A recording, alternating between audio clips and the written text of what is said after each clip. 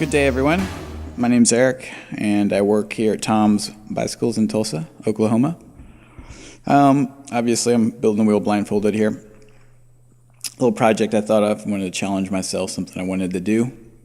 So here it is, sped up at 700%.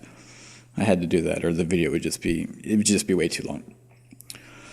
I'm just putting all the spokes in on one side here, and this is going to be a 3-cross. I'm using Philwood spokes. I have a Shimano Ultegra hub, and I'm using a Mavic Open Pro rim.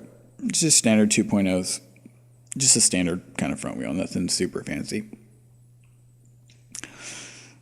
The first thing that I notice about this project is how difficult I thought it was going to be. As soon as you blindfold yourself, everything becomes so much smaller. I mean, almost microscopic. The flange holes, they become so small you can't even feel them with your fingers. I mean, it's almost virtually impossible. So when I first sat down, I was kind of sweating it because I was like, this is going to be a lot harder than I thought. You know, this is going to take a lot of concentration. See my fingers counting the spokes, trying to figure out if I have them right, making sure I have them right. Because you can't start wrong or you'll finish wrong. There's only one way to build a wheel. Well, that's not true. There are a couple ways to build a wheel, but there's only one way that I build a wheel. I wanted to push the limits to my best mechanical ability. This is the greatest challenge I could come up with. This side really wasn't a problem for me. Once I figured out the cross on the flange, this side wasn't a problem. This was the easy part to me. There we have it. There's a 3-cross laced up. I knew I had that side right. So, to the next side. This part is the hardest part of the whole project, putting in these 2 spokes. They can't be in the wrong spot. You can't put them all in. These 2 have to be in the proper spots in order to get the other ones in because, oh, hi Mike.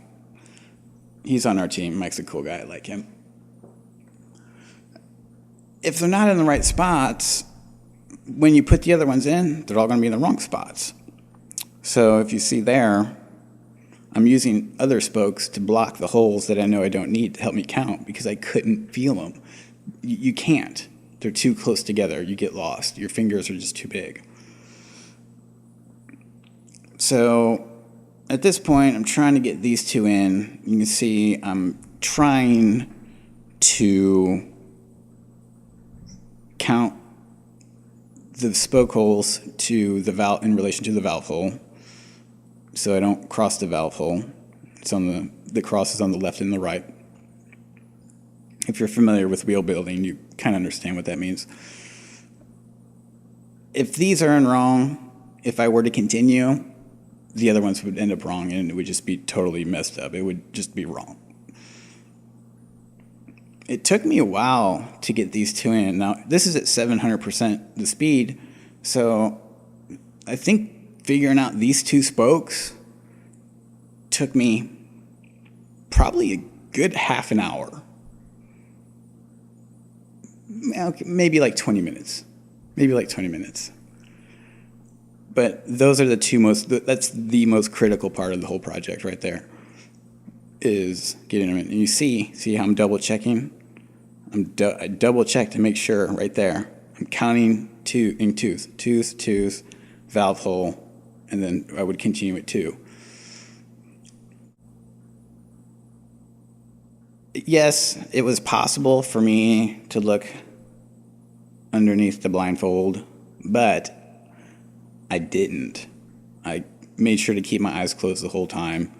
This was a project I wanted to see if I could do it. I wanted to be able to come home and say, I built a wheel blindfolded today. I did it.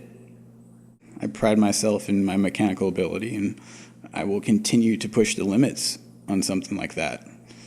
And building a wheel, to me, couldn't have been any harder blindfolded. It's really interesting to watch myself work, by the way. It's a very intricate process. I mean, it becomes almost like an instrument. It's very unique. It's a very unique skill. At this point, I have more than half of them in. Unfortunately, my camera only records a certain amount of video at a time. But anyways, I got the rest of the spokes in. I moved on to truing the wheel. And I just want to put the spokes in it. I was going to build a wheel, which included making it as round as possible and a proper tension. Now, if you notice my hand holding the jaw of the truing stand, I true the wheel entirely by sound. I listen to it hit the truing stand and determine what side it's hitting, and I true it from there. Right here, I almost dropped the wheel on our glass case and then onto our floor. I'm glad I didn't let go because I thought it was in the stand. I was just happy to get all the spokes in the right spot, and by the time I pulled the tension up, I knew it had the wheel built. I just wanted to finish the job. So here's what it looks like.